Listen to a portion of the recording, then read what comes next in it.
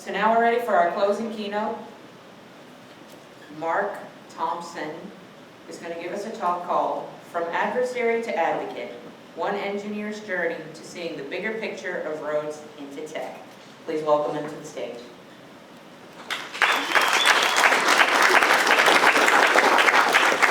Awesome. Thank you so much for that warm round of applause.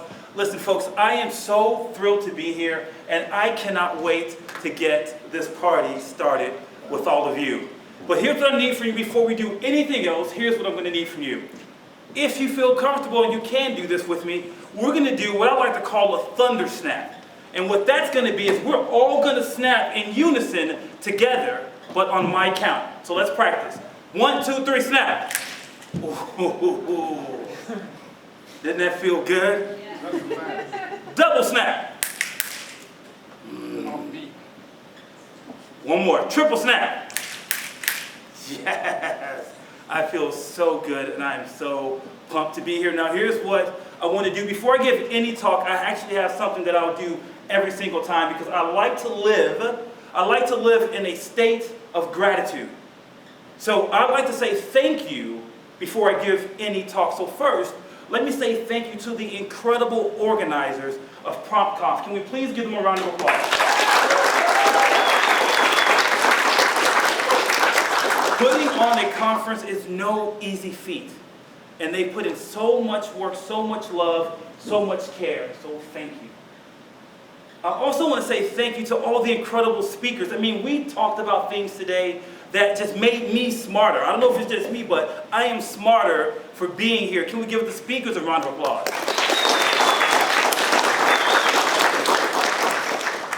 And then finally, last but definitely, most certainly not least, I want to say thank you to all of you. You know why? Because this doesn't happen, this doesn't work if you don't come. So you decide to spend your day with us, and I'm so grateful that you will be here for that. So give yourselves a round of applause. Matter of fact, I want you to feel so special, I want you to give yourselves a triple snap. Ready, go. Yeah. Yeah. Okay. So here's what we're going to do today. I want to tell you a story. And the main character of the story just happens to be brilliant,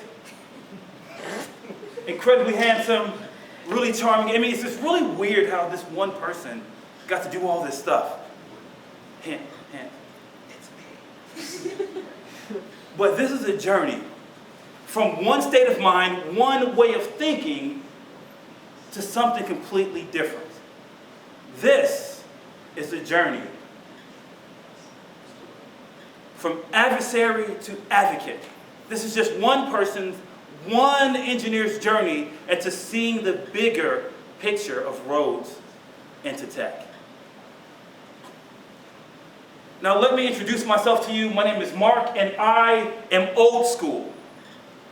Let me explain to you what I mean by being old school. I'm old school because when I got my CS degree, if I had to look up bubble sort, quick sort, tools complement algorithm, I had to go to a very special place. The library. That's where I went to find the answer. So if my textbook didn't have it, I went to the library. Now for those people who may not have had experience with the library, we're not talking about some code someone put on GitHub. I'm talking about a wonderful place where there are programs and books and things to do, even free working spaces. So you don't have to buy a coffee to even be there. Incredible, right? So if I went to the library and they did not have the book that I wanted, you know, I did what we all do. Went to the network of libraries. So you went up to the desk and you said, hey, I need this book. Is there any way you can check the network to see if anybody else has it? And then they send you the book back and you get back to work. And so my CS degree was built on 3 principles: blood, sweat, and tears. And I'm going to show you a diagram with accurate representations of each of those principles.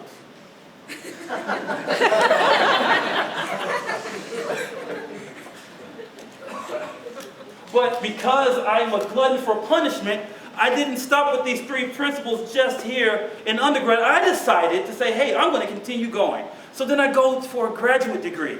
And I take those undergrad tiers and I turn them into research tiers. Now, the studies are still out, but I think eye, sweat, and tears might be in the same family. I finished my graduate degree. I think I am the king of the world. I am now royalty, so I get out into the job market. And then I get my first job. And I'm not so good at it. So I start to grind, and I start to work, I start to study, and I go from programmer level 2 to software developer. But I don't stop there. Then I keep going, keep reading books, keep going to the library. And then guess what I ended up doing? I become software engineer. Oh yeah, now we're getting warmed up. Okay, go from software engineer 1 to software engineer to senior software engineer, then 1, 2, and 3. So senior software engineer 3, and eventually I get to a job that's like, yeah, we don't care about the numbers anymore, Mark. You're just gonna be lead software engineer, go sit down and do some work. And at this point, I feel completely unstoppable because I had hustled, I had earned my spot amongst the elite engineers. I had done it. But somewhere on this journey to the top, as I want to call it, I hear these rumblings. Now, in the community, there's these rumblings about these groups of people who are going to these online schools, right? So they're going to a website and learning how to code and then getting job offers. Or they're going to a coding boot camp for, 4 to 6 months, and then they want to be with software engineers. And my reaction is, how, Sway? You don't have the answers? How is this possible? They didn't earn it like I earned it. They didn't go through the research tiers. They didn't go through the undergrad tiers. So this disconnect that I had gave me something. It gave me what I like to call stinking thinking. I had some real stinking thinking because as I start to tell you, I could see your faces change. Like, why would someone think like that? And it's because I had stinking thinking at that time. I just couldn't understand how someone who I felt didn't earn it could be where I was. It didn't make sense to me at that time. And when you have stinking thinking, you have these phases that you go through. Let me tell you phase 1 of my stinking thinking. Can I hear you say stinking thinking? Stinking thinking. Yeah, stinking thinking phase 1. You want to come to my company and work with me? No. End of story. Go to undergrad, come back with some experience. Then we can talk. Go down the hard road and come back. Sounds really ugly, right? It's like you're looking at me still. I can still see the face. It's like, I hope he changed. Who wants to work with him? But this is what stinking thinking it can do to you. Let me hear you say stinking thinking. Stinking thinking. Well, I got to phase 2 because, I'm a woke stinking thinking person. So phase 2, maybe. And I'm open at this point. If you come, then you'd have to go through something rigorous. I don't know what you're going to have to do. I can't even think of the program. But you're going to have to go through it. You're going to have to work your way through some type of apprenticeship, some type of something, if you want to come and work with me. Now, this may be slightly better, but in my mind, it's still what? Stinking thinking. It's still stinking thinking. So then I get to phase 3. Fine. You ever ask your parents something enough times, and they don't give you the answer with joy, but it's with their resentment of fine. And at this point, I say, well, if you're going to come in, I'm not even going to block you, but there are some conditions. You're going to be a junior developer. You have to sit next to me or something. I'm going to have to help you because, no, you didn't go through it. But you know what the problem was with all this stinking thinking? You know where it came from? I bet you can guess. It's written all over these phrases. Insecurities.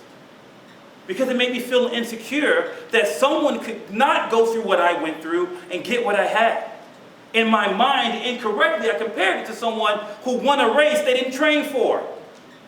How is that fair? My rationalization of it doesn't make it right. I'm just being honest. What is it? How can we grow? How can we change if we can't be honest? And that's where I came from, just being insecure. I felt like I earned my spot, and you didn't earn the same spot, then how could you be there? But this is all wrong. This is all wrong. And as I came from the fine to being more open, there were more smaller phases. They didn't deserve a slide. But there were more smaller phases where I ended up just being, okay, you know what? If we need the help, so fine. If you can get here, you can get here, then let's just get this work done. But something would change me. And what would happen next would literally change me forever.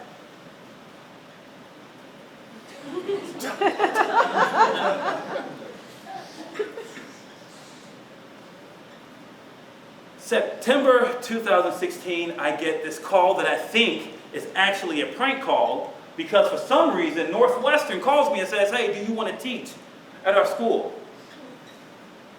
I was like, okay, what would I be teaching? Coding boot camp.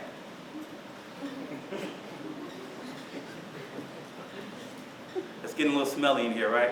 You can smell that stinking thinking. Okay, but at this point, I'm saying, fine, okay, this sounds good because at least I'll have a hand in helping people get someplace where they want to be. Fine. Okay, sounds good. So I go on to do it, and then I would meet incredible people. I mean, I would meet people that would do things and change the way that I even thought about software engineering, because what I noticed during this time is that this stuff meant something different to people who came from non-traditional paths. See, for me, I had always known that I wanted to be an engineer. When I was a little boy, I told my mother that I wanted a computer, even though we couldn't afford one, but I told her I wanted a computer so I could tell it to greet me in the morning and ask me what I wanted to do. Yeah, so kind of like Google Play, right? I mean, or Google Assistant and Alexa. But of course I didn't have that language back then, but that's what I wanted to do, so I was in pursuit of that goal my whole life. But when I met people from coding boot camps, here's what I found out. This was a chance at a new life for so many people. So it meant something different to them. And that's what really changed me, because I thought about it. If I didn't have code, see, I grew up poor on the south side. When I'm talking poor, I'm not saying, oh, poor like I got one pair of shoes only per semester. I'm talking like poverty line poor, Section 8 welfare.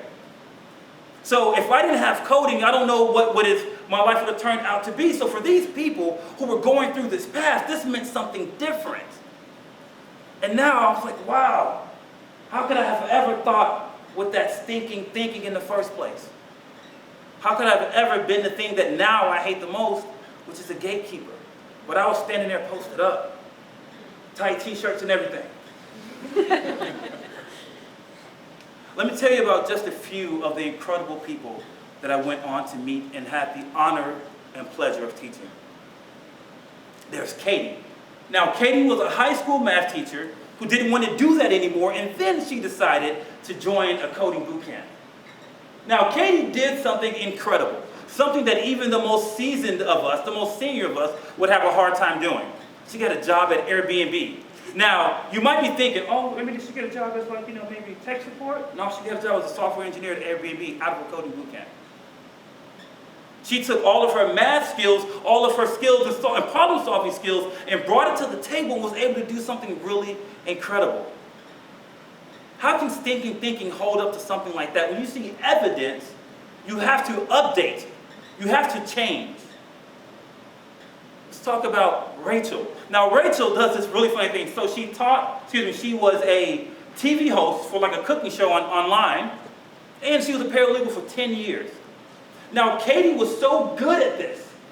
She was so meant for this life that she had a job offer even before we had finished the boot camp. This gave her an opportunity to unlock something in her that had always been there. She just didn't have the place to use it.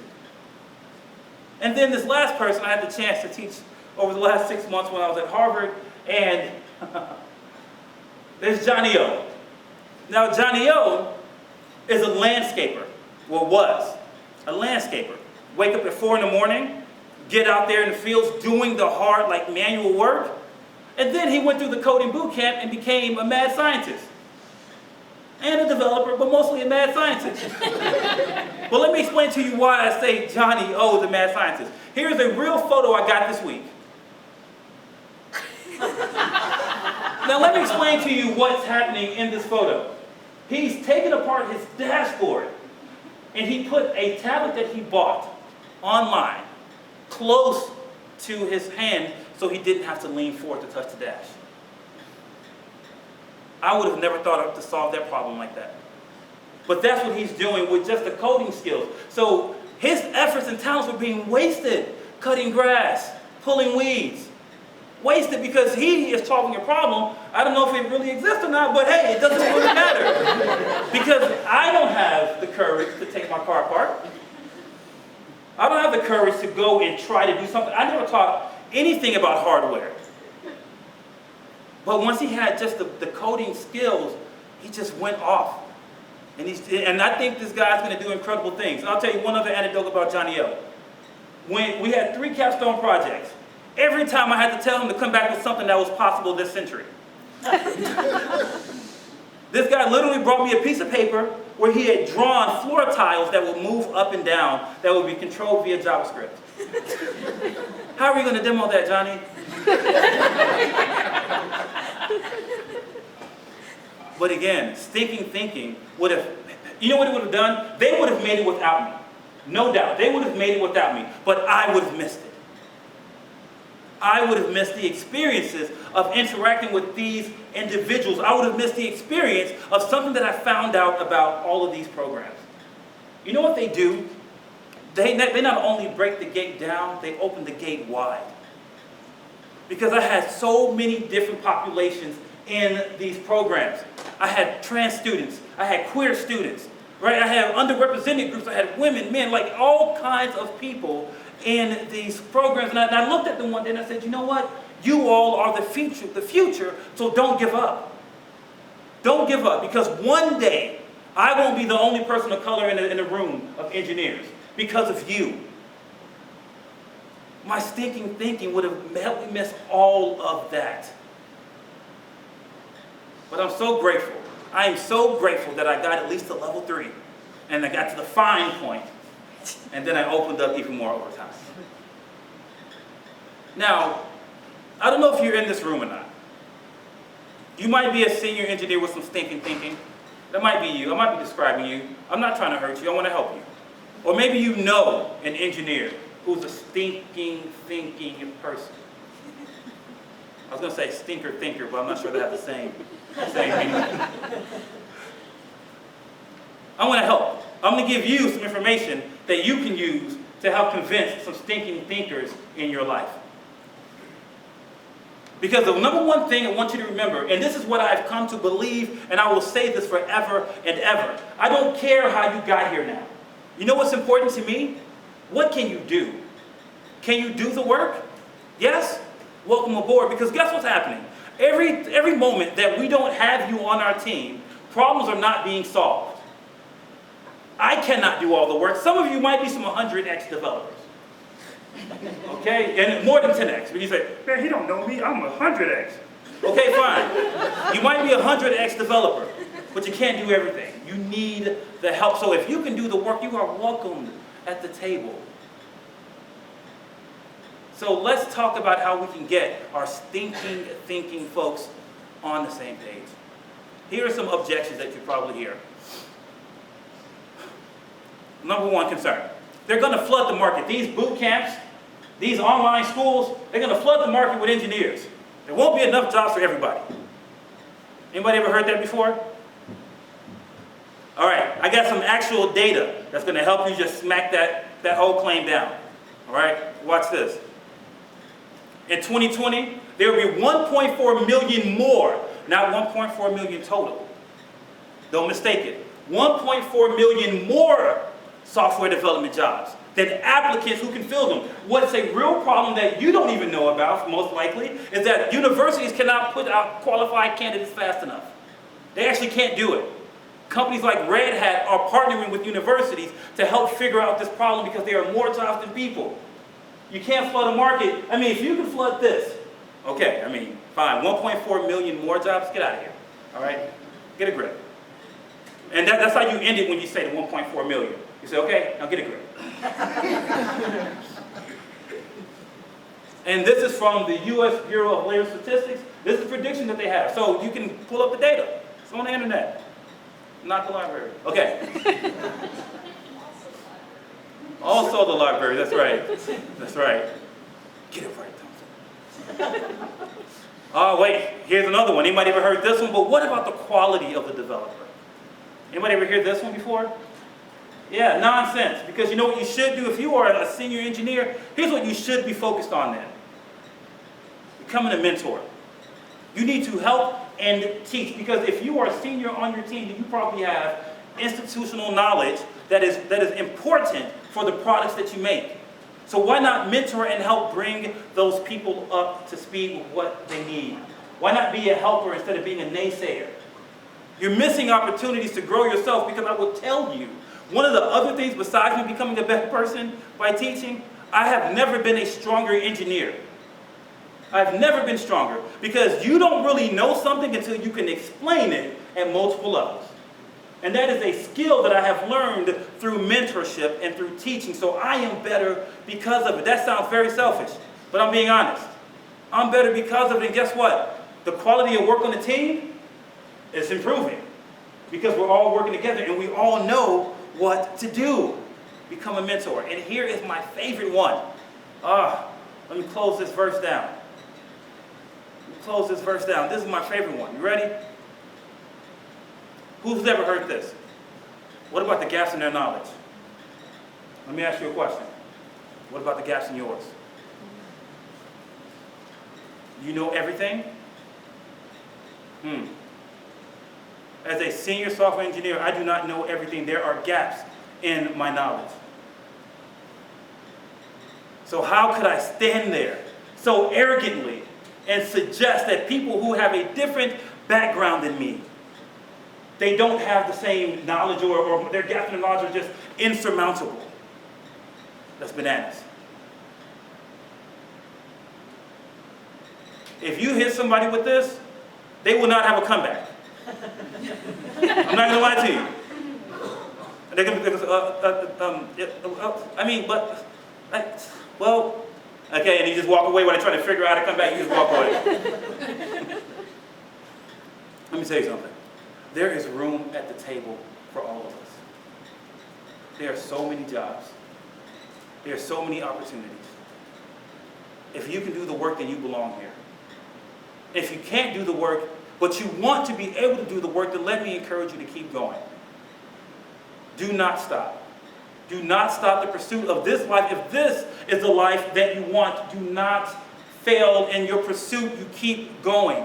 You don't let thinking people stop you. You don't let look, if the gatekeepers erect the gate in front of you, you'll hop over it. Actually, they're probably not even smart enough to block the side, so go around it.